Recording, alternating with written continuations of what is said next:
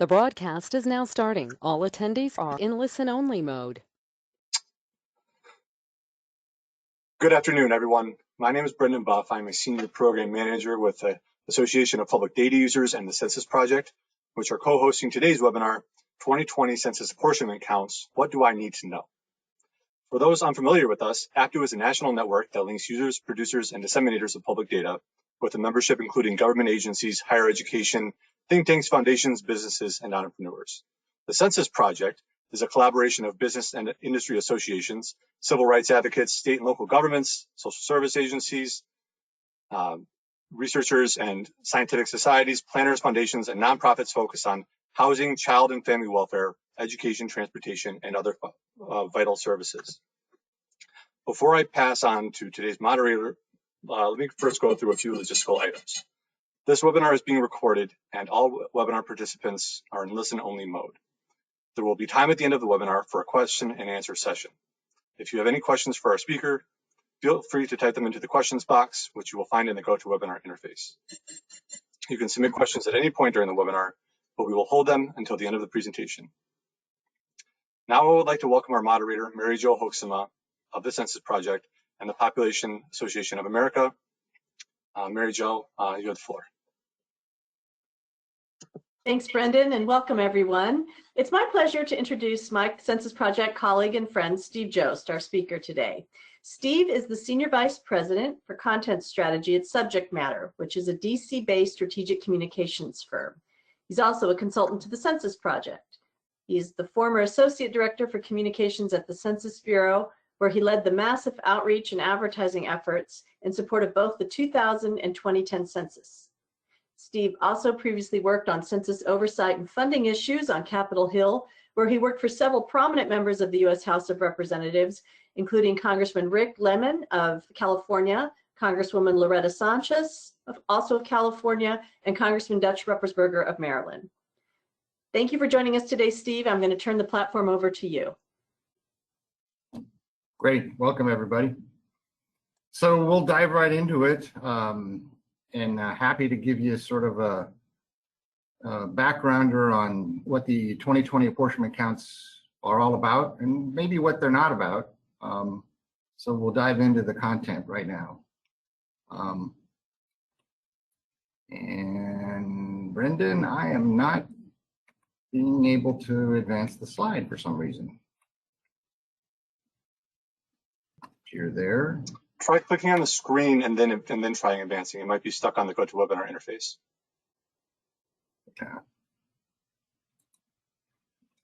Yeah, that's not working. I may have to switch. I think we'll just switch to you driving it, Brendan. Okay, give me one moment. Sorry for that, folks.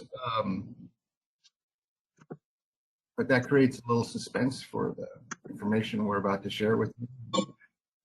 We planned for this eventuality with technology being the culprit that it's for all of us the last year. Okay, is that showing up? There we go. Yep, got it. So we'll go to the next slide. Thank you, Mary Jo, for introducing me. And Mary Jo and Howard Feinberg, who you haven't met yet, are the co-directors of the Census Project for whom I work. Mary Jo introduced herself, and Howard is Vice President for Advocacy of the Insights Association. Next slide. And our agenda today, we're just going to have this quick welcome and introductions, and then we're just going to do the presentation. I'll be the only presenter, and we'll do Q&A after that, and I'm happy to stay as long as there are questions. Next. Want to point out that the Census Project has been around since before the 1990 census. We have an advisory committee that's made up of 6 former directors and a chief U.S. statistician, as well as various groups that represent the broad cross-section of folks who are part of our coalition, national and local, business, civic, and nonprofit. Mainly focused on how the census data are used by the broad swath of people that we represent. Next. So this is an important point to start out. It's a recent quote from former Census Director Ken Pruitt, and it says a lot about why the apportionment counts get so much attention when they are released every year. And I share the anecdote. I don't know what the numbers were last week when they released it, but in 2010, the Census Bureau, when I was there, had typically 40 to 45 million visitors a year to its website, except on the day when they announced the 2010 apportionment counts, and they had 26 or 33,000 visits per second. And that's because it's so central to our political foundations. And it also creates a level of expectation for precision and quality that have been there ever since the first census, when President Washington rejected the findings and thought there was a overcount of the fledgling nation. He thought we should have been over 4 million instead of the little over 3 million that Secretary of State Thomas Jefferson reported. Next. So let's dive into the numbers and find out what we actually learned last week from the Census Bureau, and made a little bit about what other people thought about it as well. Next. So here we are. This is the big number, the national population count. And again, the apportionment counts are a very high level first result from the 2020 decennial. We are 331 million folks. Next.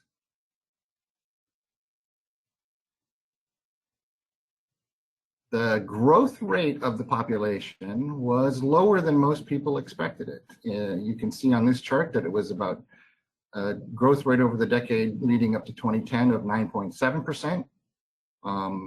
In this past decade, it was only 7.4%, which is the second lowest measured in modern history. Next.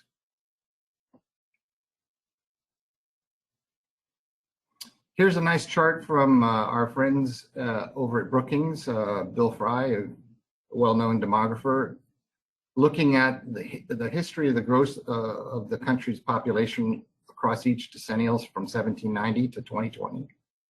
You can see that 7.4% is the second lowest since the lowest of the 1930-1940 Depression era decade. And that, you know, over the last 5 or 6 censuses, it's been hovered around 10%.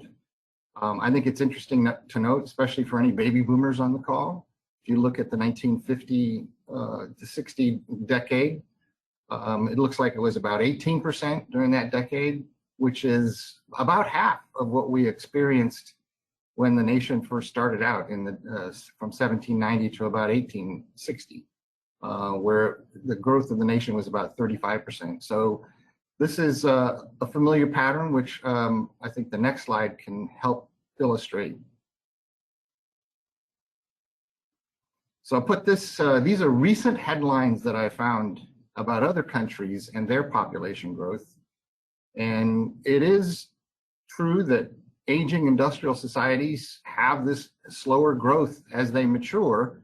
And even China, Japan, and Italy, as reported here on BBC and Reuters, actually saw their seeing their population shrink. China for the first time in 5 decades.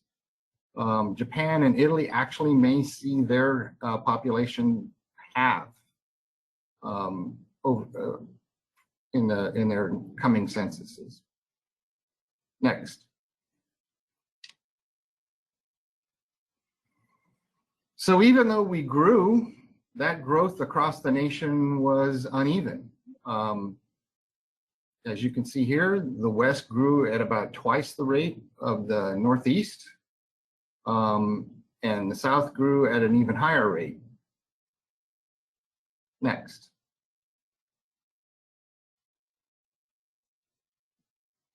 And this has been a long historic pattern.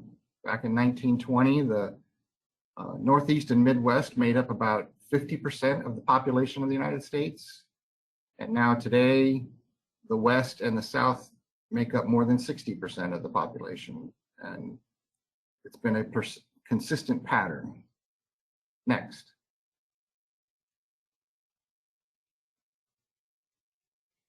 This is a cool map from the Census Bureau's website, which shows the center of population of the country, moving from right to left on your screen. You can see back in 1790, the center of population for the 13 colonies became states was in Maryland.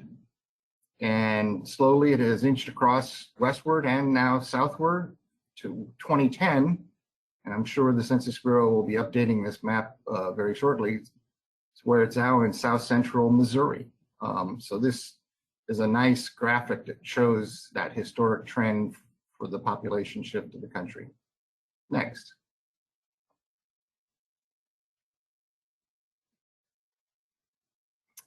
Okay, so let's go into what the apportionment counts actually are. And let's start with the next slide where we actually understand what the apportionment population is for each state. It's different than the total resident population. And the apportionment count only includes the 50 states. So DC and Puerto Rico are not part of the apportionment process. Added to the resident population is counted in the decennial are the count of overseas military and federal civilian employees and their dependents who are living overseas. And in a new development for this census, military personnel were allocated to their last place of residence in the United States, when previously they were allocated to what they had listed on their administrative records as their home state. And some people are running some calculations to see how that might have affected the distribution of the apportionment count. Next slide.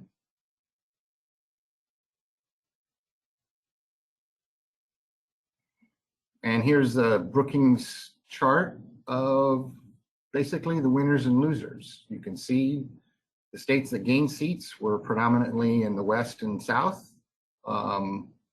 And the states losing seats, with the exception of California, came from the upper Midwest, and Northeast, reflecting that population shift that we just discussed. Next slide.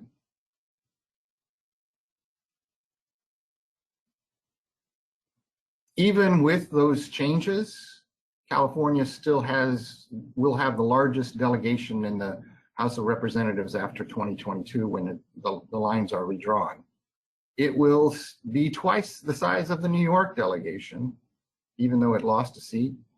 And California and New York combined will still be substantially more than Texas and Florida, the two big winners in this last count. Next slide. The average number of people that are to be represented by a member of Congress grew by 50,000. That's a big job, representing 761,000. And that's been a growing trend ever since 1929, when the last permanent change in the number of seats in the House of Representatives was made. And there's been some discussion about maybe it's time to think about increasing the number of seats in Congress, given this huge challenge of representing so many people. Next slide. This is, again, a chart from our friends at Brookings, and I just wanted to highlight, this is showing the top gaining seats and the losing seats over the last 3 decades from 1990. And I've got a blue line on there showing how Utah is moving up the hit parade here, as well as Texas. And you'll notice that Nevada, which led both the last 2 decades, dropped down to 5th. And Arizona, which was up there in 2nd place, does not even appear in the top 8 for this last decade. And you can see that there actually were 3 states that lost population: West Virginia, Mississippi, and Illinois, when we only had 1 the last decade and none the previous decade. Next slide. So this was one of the most talked about points in the press conference that the Census Bureau had last week and in the follow-up news coverage. And that was the fact that New York missed out on the 435th congressional seat by just 89 people. But as you'll see on the next slide, thanks to Jeff Weiss, who I think many people on the call probably know, it doesn't mean that if New York had counted 89 folks, that they actually would have kept that last seat that they lost. Because it's important to point out that the apportionment count is relative to the population of all the other states. So yes, if all the other states remained unchanged and New York had 89 more, it would have beat out Minnesota for that last seat. But that's probably very unlikely given what was causing New York not to get 89 was a causation elsewhere in the country. So it would be unlikely that all the other 49 states would stay the same. But it's a really good point on the relationship between the states, the zero-sum game of the apportionment process and the method of equal proportions. And I think, believe it or not, this is not the first time that it's been so close, as the next slide will show you.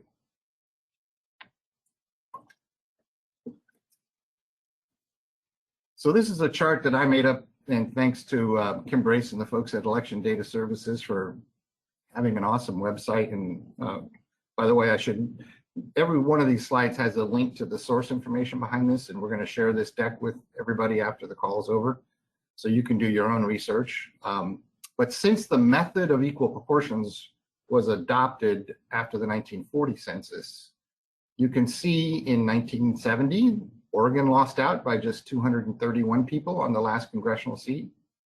In 1990, Massachusetts lost out by 396. And in 2000, famously, Utah lost out to North Carolina, and they filed a case that went all the way to the Supreme Court and lost, challenging the methodology the Census Bureau used, but they lost that case. What's also interesting is twice, a state that was the 435th in one decade lost out the next decade, as North Carolina did last decade. And earlier on this list, you see Massachusetts got the last seat in 1950 and then got the 436th seat in 1960. So it's an interesting that the same states end up being on the bubble, as it were. Next slide. Okay, a lot of conversation about how good the 2020 count was. After this press conference, as you know, it faced unprecedented challenges, the most challenging being COVID-19, which delayed operations by months and extended the census enumeration, door-to-door enumeration process late into the year.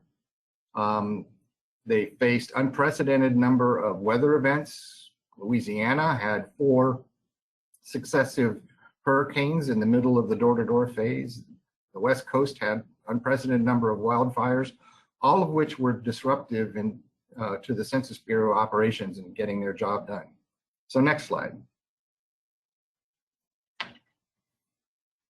Now, I just collected some headlines over the last week, reflecting the various opinions folks have on how good that count was.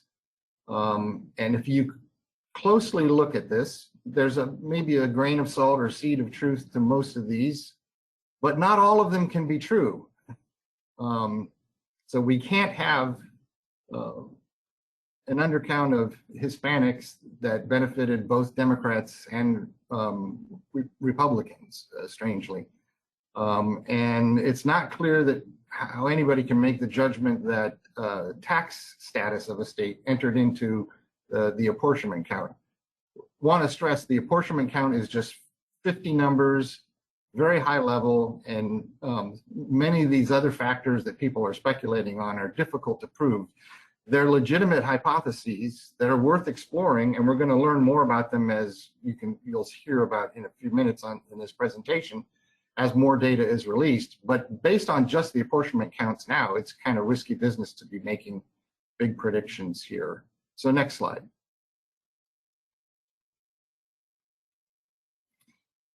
The Census Bureau itself historically uses two different metrics to measure how good the decennial count was.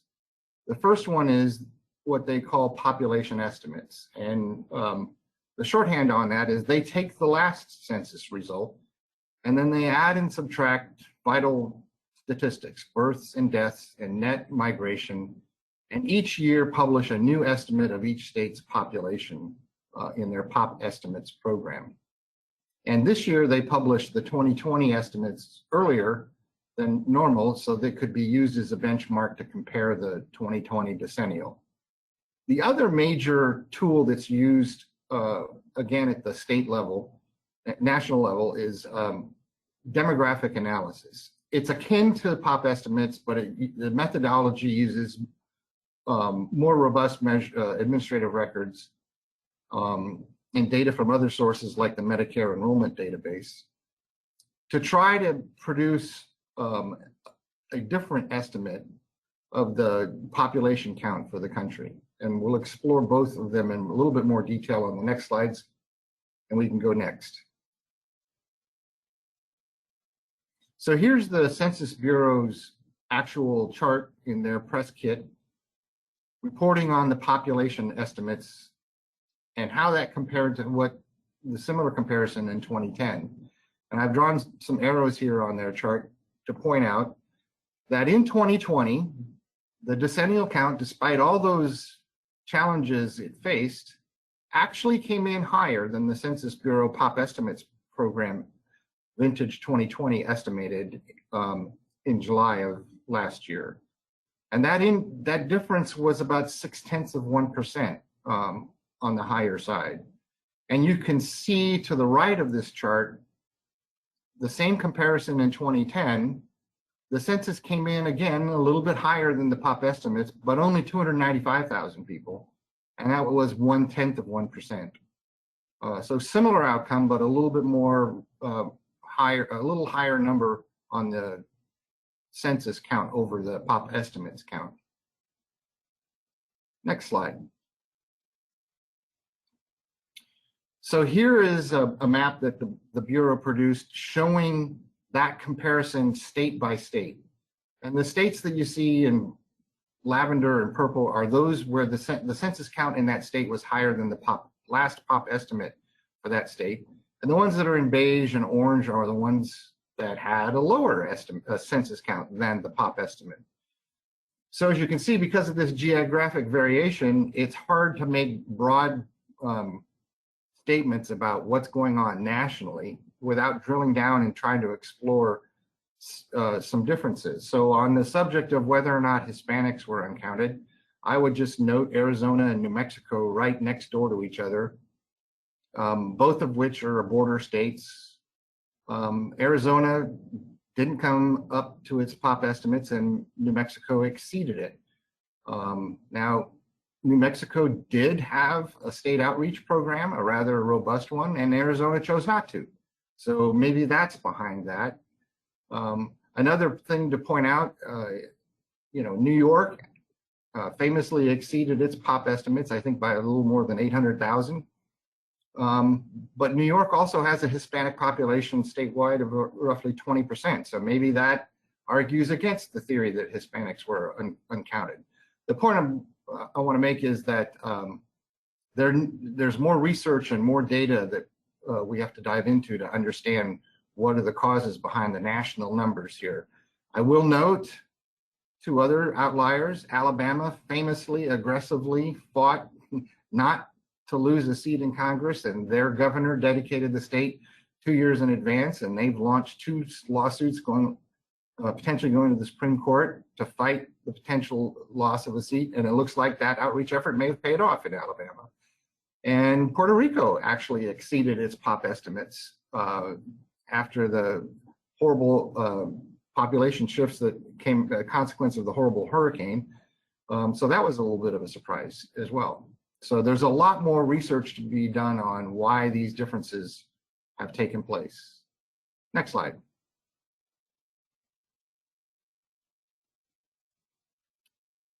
Okay, this is the other metric that the Census Bureau uses historically on how good the decennial count was, demographic analysis.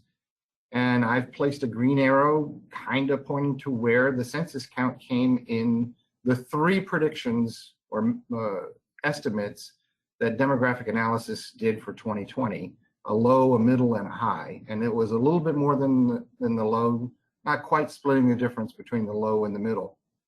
And again, on the right, you can see the comparison to 2010. Back in 2010, the census count almost exactly nailed the middle estimate of demographic analysis. Next slide, please. So here's a nice graph that the Census Bureau did showing all these numbers on one slide. In red is the actual 2020 decennial count, 331 million people. You can see it's above the green population estimates, and it's in between the demographic analysis low and middle estimate.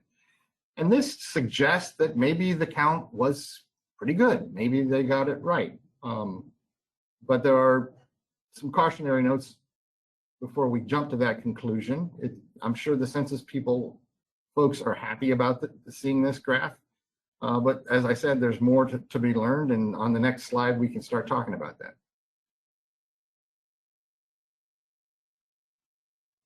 So in an unprecedented fashion, the Census Bureau has released real-time operational metrics in an effort to be more transparent about the quality of their data, with more to come. And I want to go over some of those operational metrics that they have released and try to explain whether or not they have any meaning in our analysis of how good the 2020 decennial count was. Next slide. So the first operational metrics they released all of last summer and fall was on response. Well, actually last spring through summer and fall. This was the first true multimodal census where you could answer either online. It was the first sentence where online was the primary response. It had been tested in a previous census. You could answer through the mail, which happened in a lot of cases where people didn't have access to the internet or a computer or both. Or you could answer by phone, which was kind of a last resort and a lot of that was generated by outbound calls from census staff to households that had not responded.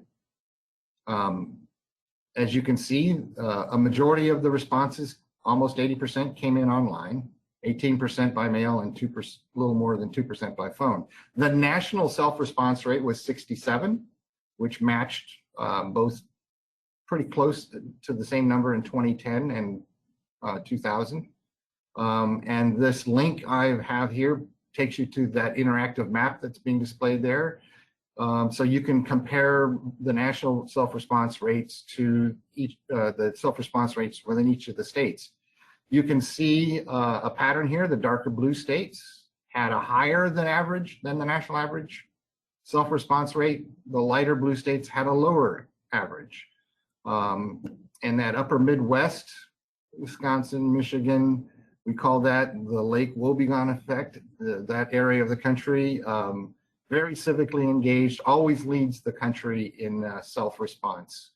And of course, we desire self-response because we know through a lot of analysis that self-response generates more accurate data, let alone more timely data. Next slide, please. The Bureau also released operational metrics about the non-response. So the roughly 1/3 of the country that didn't self-respond, the Bureau had to go find other means to get that information.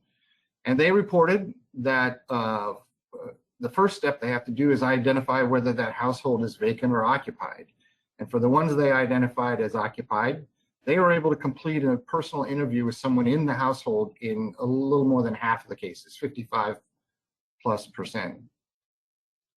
They have a process that they've used for decades called proxy. So if they visit a household multiple times and are unable to find anyone home, they'll go to the neighbor on the left and the neighbor on the right and the neighbor across the street, or a building manager or a landlord, and get what's called a proxy interview about who lives there. Oftentimes that proxy interview may only end up being a count of the number of person, a rough estimate of their ages, but you're not going to get the rich detail about race and ethnicity, the other questions on the census in many cases.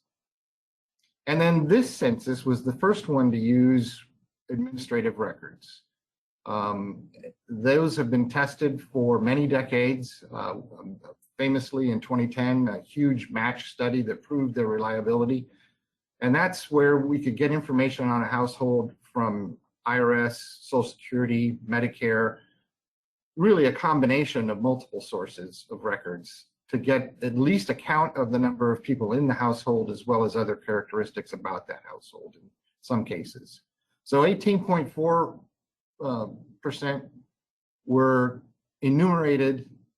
And again, these are percentages of the non-response universe, the 1/3 of the population that didn't respond. So 18% of those 1/3 were counted through administrative records. Next slide, please.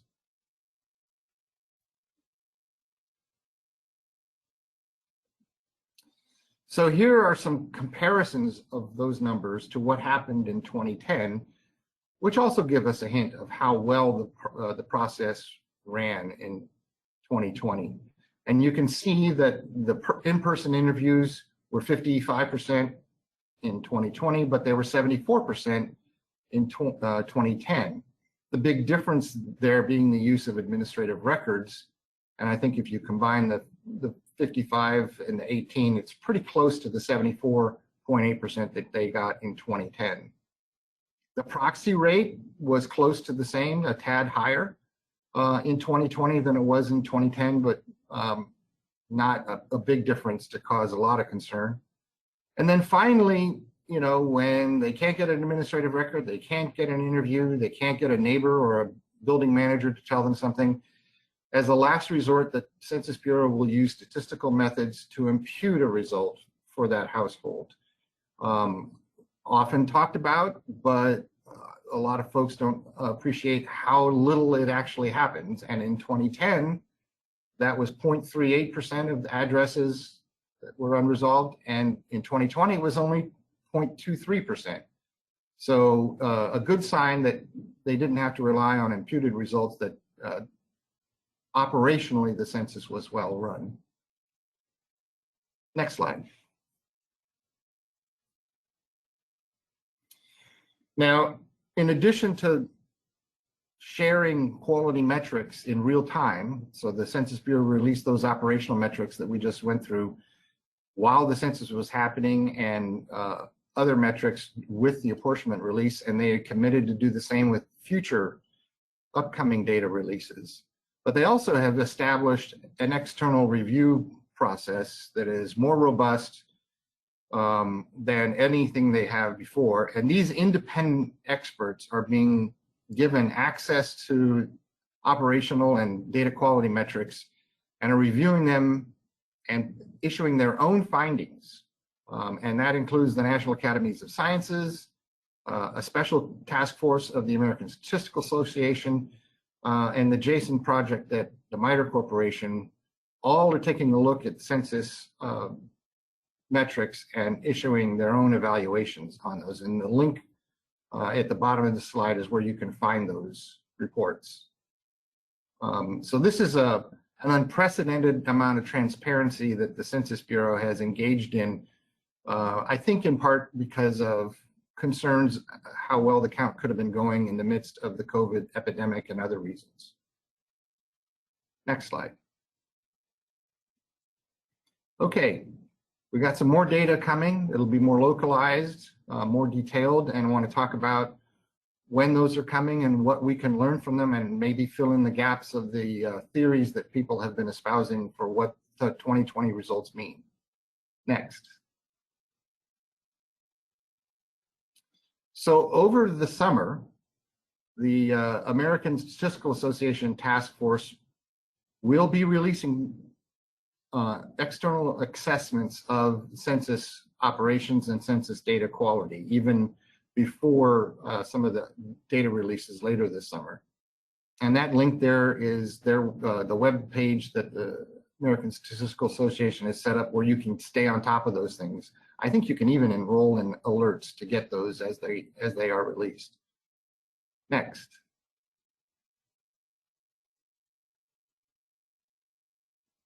This is a cool slide, a little busy for the presentation, but I encourage you to click on the link at the Pew Center to study this. It's a very interactive thing.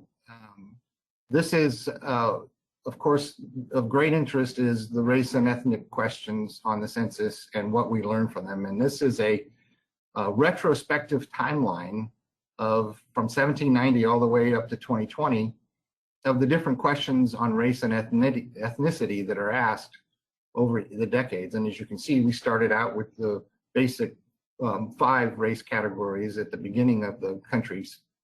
And it's grown to where we have all these other race and ethnicities. We started asking about Native Americans and Asians right after the Civil War.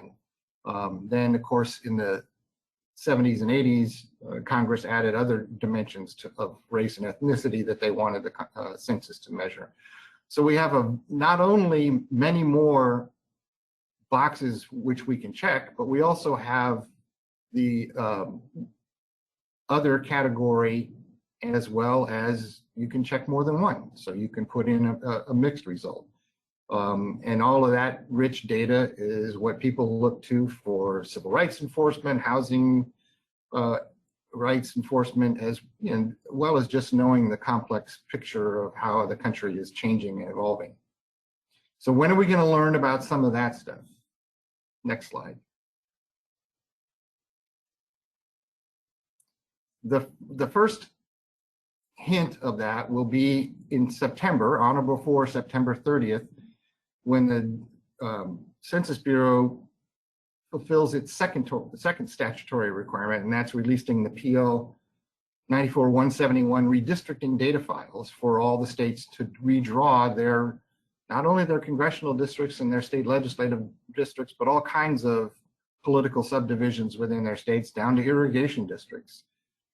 And included in that release will be voting age and race and Hispanic and Latino origin, occupancy status of the residents, group quarters by major group quarters types, and that will be down to the census block. And the link there is all about the redistricting data office, and you can actually see the legacy file that they'll release in August that you can play with, so you can be ready for the September 30 release if it comes in or sooner. Next. Another much watched for is the post-enumeration survey. And that is the Census Bureau's own report card, if you will. So they run a separate quality check on the decennial. It's run by a separate team from the decennial. They pull their own sample, their own frame, their own set of interviews, and they compare and contrast the results of that smaller survey with the full census. And that link there will take you to all the past post-enumeration survey results. And if we turn to the next slide, you can see what you're likely to find. This is a slide from the post-enumeration survey press conference that was done in 2010, and probably very close to what the kind of information you'll see in December when the new post-enumeration survey is released. And what we have is, historically, we've had an undercount ever since 1790, as George Washington complained. In 1980, that undercount was measured at 1.4% by the post-enumeration survey. And in 1990, it went up for the first time in modern history, which caused a lot of attention and to what was going wrong with the census. And that's when Congress passed legislation to require the Census Bureau to do paid advertising, outreach, and partnership efforts, which have become very robust since. And the 2000 census was the first one to deploy those efforts. And as you can see, that post-enumeration survey measured a 0.5% overcount. And then the new finding for 2010 was they pretty much nailed it right on the button. They almost exactly got it. Now, caution, this is net undercount. So you can have a net undercount of 0 if you have 5 million people overcounted and 5 million people undercounted. It's still a measure of how good the census was, but you really have to drill down, and the post-enumeration survey does do that. It reports the overcounts and the undercounts.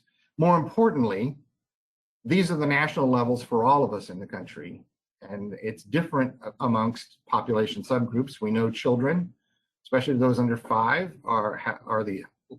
have the highest undercount rate because people mistakenly leave them off the form, believe that children, it's only for adults, or there are complex housing arrangements and they don't understand that the steps child is supposed to be counted as well, or someone who's boarding with them should be counted, when in fact they're supposed to count everybody who's resident there on April 1st, and that's their usual place of residence.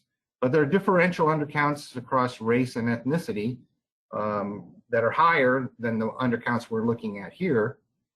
And those are important for policymakers and those who'd like to enforce our laws equitably to understand and help close those gaps. So in December, we'll learn more about that. Next slide.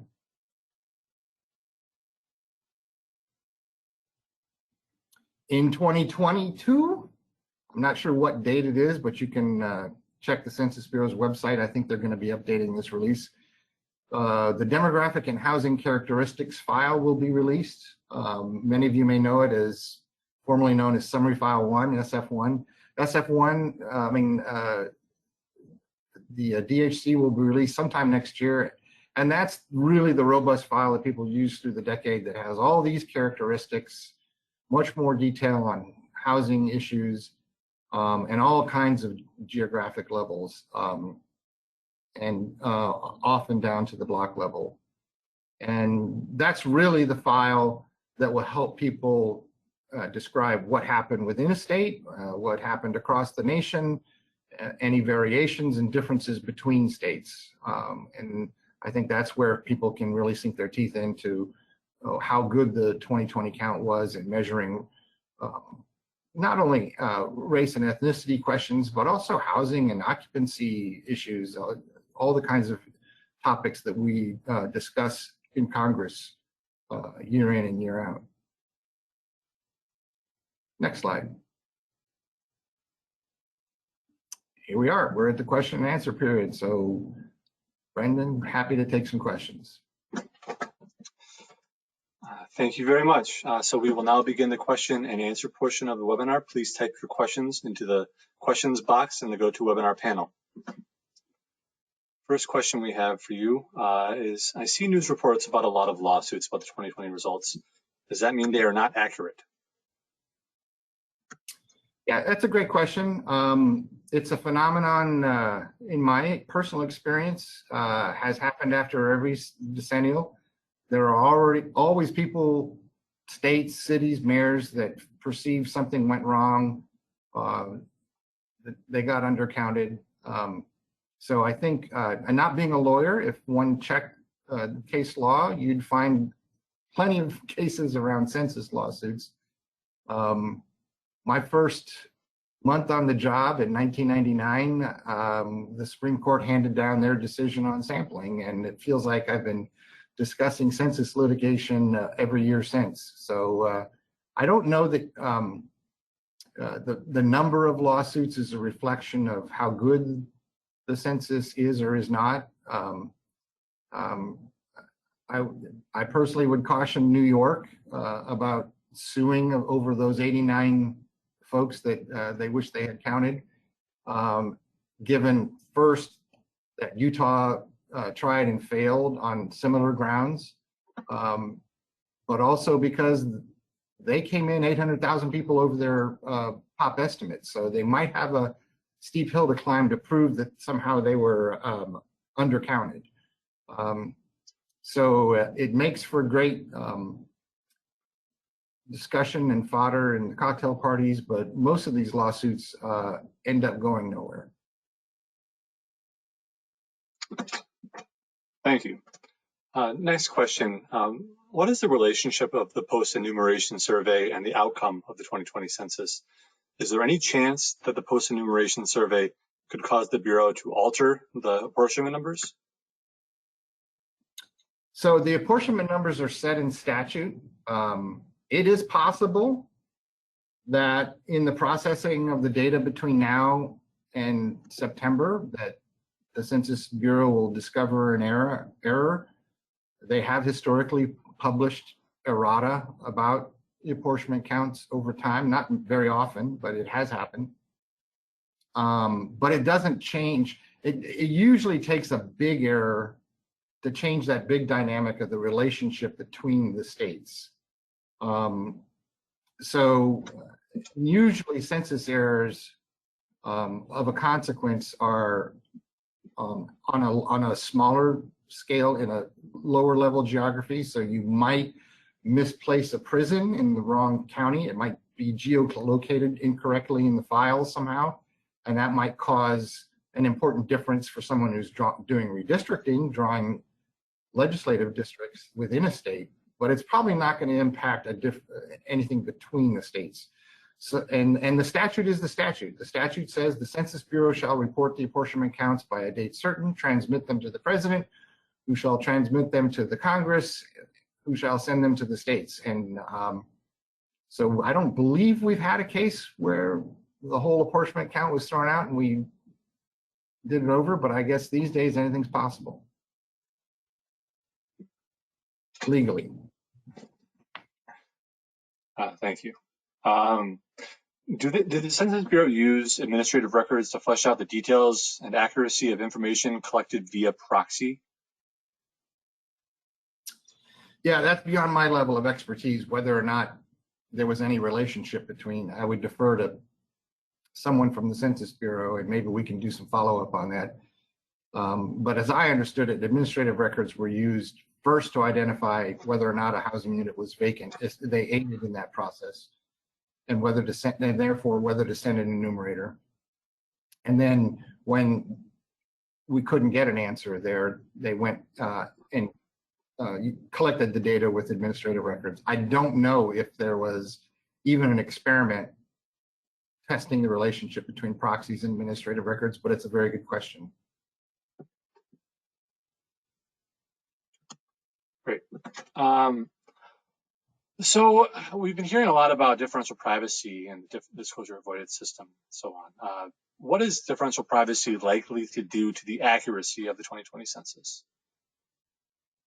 Yeah, I'm following this discussion, and I note that the Census Bureau released their latest demonstration file on the topic last week. So I would defer to the people with much more advanced math degrees than I do to explain what differential privacy is. But just generally, to oversimplify it, the Census Bureau has historically introduced noise, for lack of a better term, to protect the confidentiality of records. So it is possible when you get to small geographies, if you're the only Hispanic person in a census block, it might be real easy to identify you if that information from a statistical table, if that information is combined with some other information, and there's a lot of data out there about all of us, whether it's social media or credit records or marketing files, that it makes it pretty easy to do that. So some of the protections that the Census Bureau introduces includes swapping of people from one geography to another. It doesn't change the numbers in the table, but it does kind of fuzz up their location and make it harder to identify that person. There is table suppression. I'm sure everybody's seen statistical tables with cells that are 0 or null in order to protect the privacy of individuals.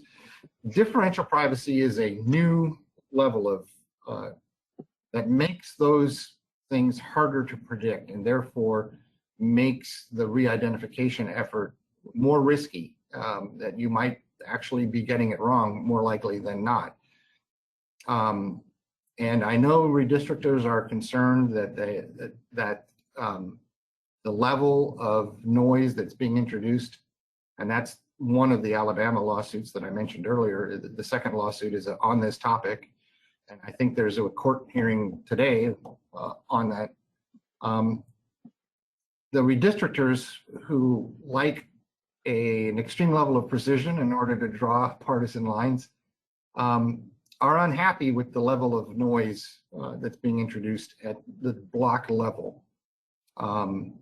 Now, the demonstration product that was released last week apparently sets that level at where there's less noise introduced. I don't know if that's going to satisfy redistrictors, and but it remains to be seen, and I think the jury's still out. I think the answer to this question is going to be litigated and decided by the courts rather than by science and the math, unfortunately. Thank you.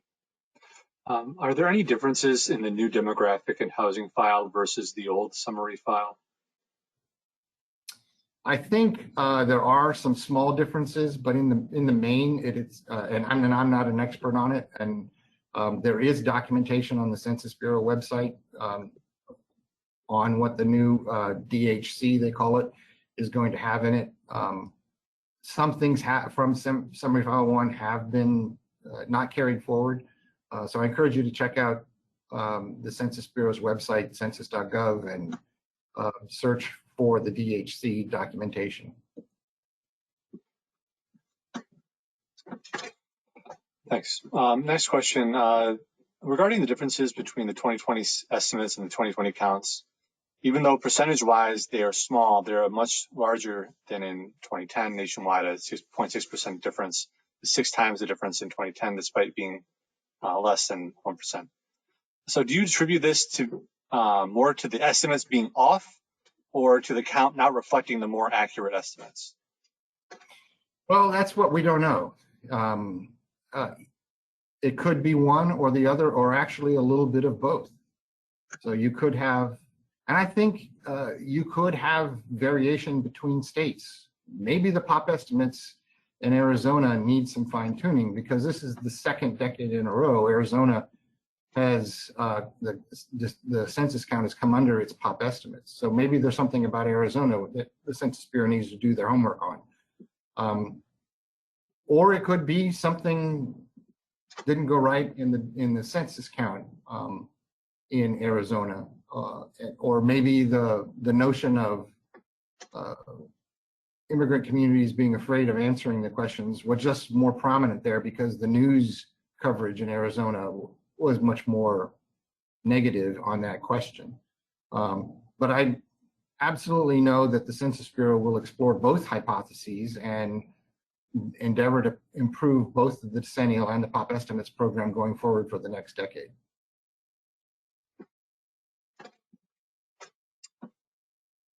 Thanks. Is it at all possible that the independent studies could deem 2020 census data not fit for constitutional purposes? Isn't it too late for this? Well, yeah, and they're not going to go there, by the way. They're not going to make judgments. They're giving deference to the Census Bureau to make judgments about fitness for use. I suppose it's possible, but that the barn door's closed. It is too late to say they aren't good enough for constitutional purposes.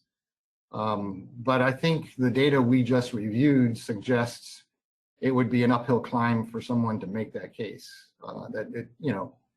The rangefinder, the 2020 decennial count came within the rangefinder, if you will, of pop estimates and DA combined. It kind of is in the middle of that range.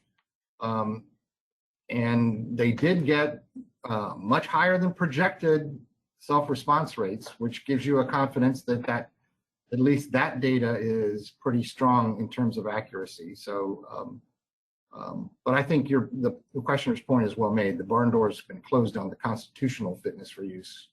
The statute has been complied with. The numbers have been delivered. Thank you. Looks like this is the last question we have.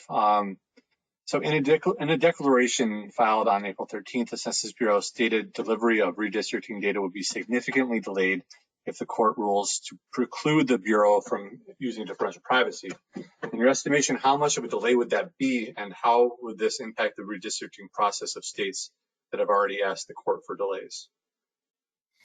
Yeah, I am aware of that declaration, and it makes common sense that if the Census Bureau has invested a great deal in its disclosure avoidance system, which includes differential privacy, and for the court to throw it out at this late date, it just seems logical they would need time to figure out a different solution. It's not like they can turn on the 2010 methodology overnight and just deploy it. These are big systems, big numbers, and they would have to do a lot of robust testing. I don't know how long that would take, but I'm sure that's an argument that the government is making in their response to the redistrictors, and it is a risk.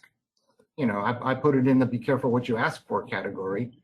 That you know, we're all trying to strike a balance here between timeliness, accuracy, and privacy.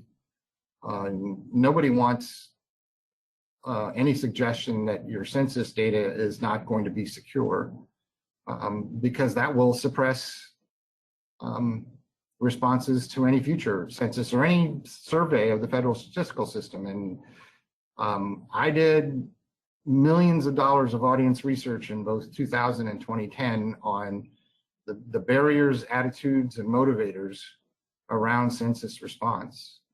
And trusting that your data was secure was the overriding barrier to cooperation. More prominent within communities of color and immigrant communities and poor communities and lower educated populations, but still prominent across even the wealthiest among us are worried about whether their data can be secure. And I think all of us in this business have to be sure we don't go swing the pendulum too far and open the door for people to go back and re-identify and the information that we gave on our census form through tables, simple tables. And I don't think the risk is people are going to find out, you know, that Steve Jost is a white male, because they probably can figure that out from my Facebook post or, you know, my social media. It's whether people can build a list of all the blank, fill in the blank, some subpopulation by re-engineering census statistical tables. And that's really the big concern that has to be out there.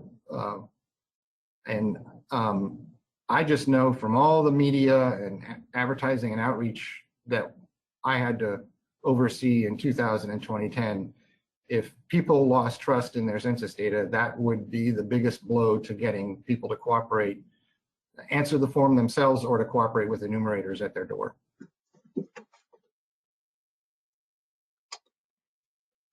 All right, thank you, Steve. Well, it looks like that concludes the Q&A portion of the webinar. I'd like to thank our presenters today, Steve Jost, along with Mary Jo Hoeksma and Howard Feinberg of the Census Project. I'd like to thank all of the attendees for being present today and contributing your many questions. Again, the webinar recording and presentation slides will be made available once they're posted to our website. Thank you again, and I hope to see you again at our next events. Thank you, everybody.